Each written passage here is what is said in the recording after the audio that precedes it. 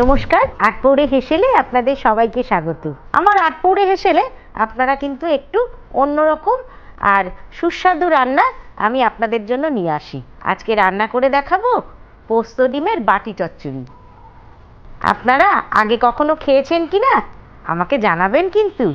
তো পোস্ত ডিমের বাটি চচ্চড়ি রান্না করার জন্য আমি কি নিয়ে নিয়েছি একবার একটু দেখে নিই।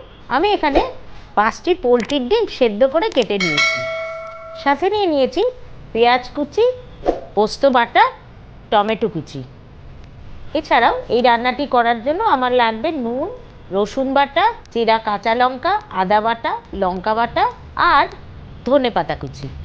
পোস্ত যখন আমি কিন্তু রান্নাটা সর্ষের তেলেই করব। রান্নাটি শুরু করে দিচ্ছি। কড়াই গরম করে নিয়ে নিচ্ছি সর্ষের তেল। তেলটা গরম হতে শুরু করে দিয়েছে। এই অবস্থায় দিয়ে দিচ্ছি পেঁয়াজ কুচি।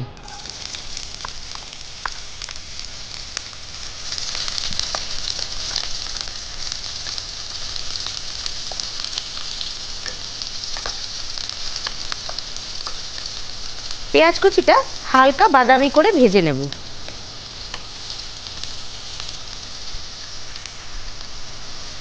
গ্যাসের ফ্লেমটাকে হাই করে পেঁয়াজটা আমি ভেজে নিচ্ছি।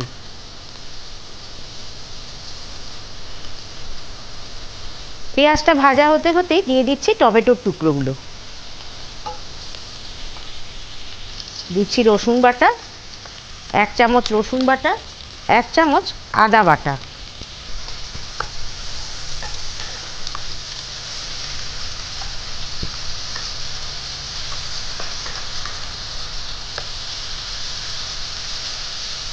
আদা রসুন বাটাটা দিয়ে খুব ভালো করে কষিয়ে দেব, যাতে পেঁয়াজ আদা রসুনের কাঁচা গন্ধটা চলে যায়। এখন দিয়ে দিচ্ছি কাঁচা লঙ্কা বাটা।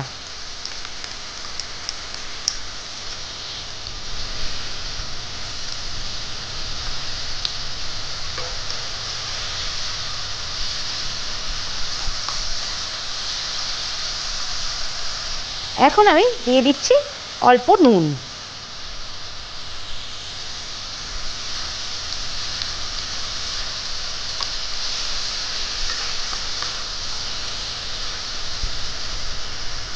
বেশ করে কষিয়ে নেব।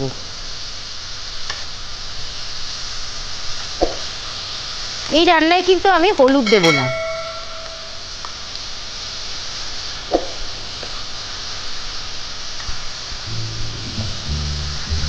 তেল ছেড়ে এসেছে, তার মানে মশলা কষে গেছে।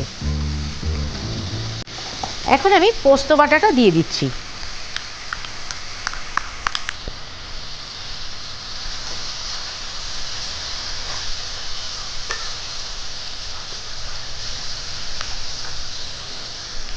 পোস্ত বাটাটা দিয়েও বেশ কিছুক্ষণ কষিয়ে নেব।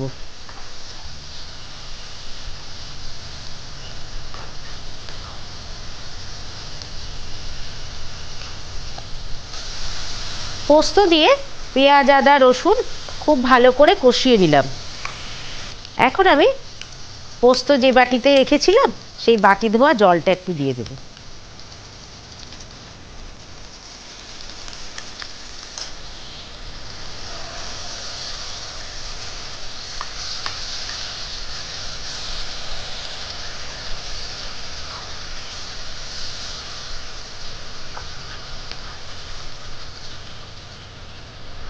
কয়েকটি চেরা কাঁচা লঙ্কা দিয়ে দিচ্ছি।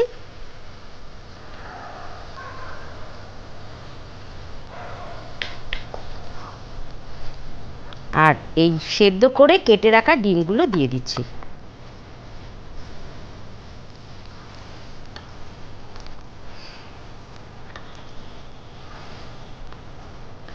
ডিমগুলো খুব ভালো করে মিশিয়ে দেব।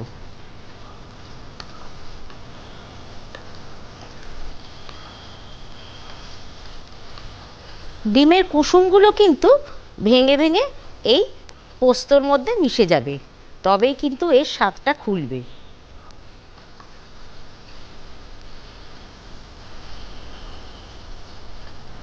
গ্যাস অফ করে দিচ্ছি।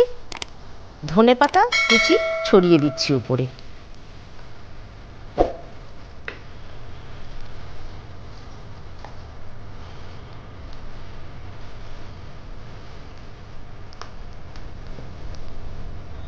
সামান্য কাঁচা সর্ষের তেল দিয়ে পরিবেশন করে দেবো।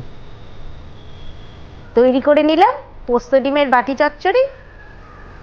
ভালো লাগলে লাইক শেয়ার কমেন্ট করবেন আর আমার আটপৌরে হেসেল পেজটিকে ফলো করুন। তাহলে আজকের মতন বিদায় নিচ্ছি, আবার আসবো অন্যদিন অন্য রান্না নিয়ে। নমস্কার।